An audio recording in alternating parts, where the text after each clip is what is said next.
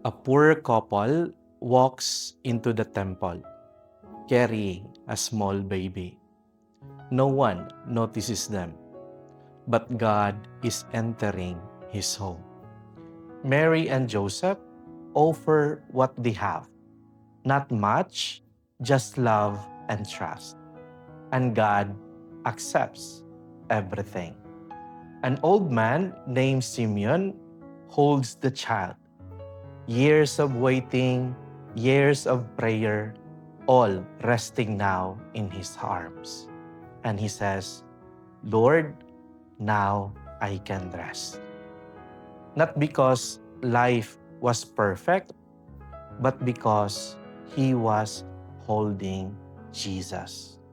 The gospel speaks to tired hearts today.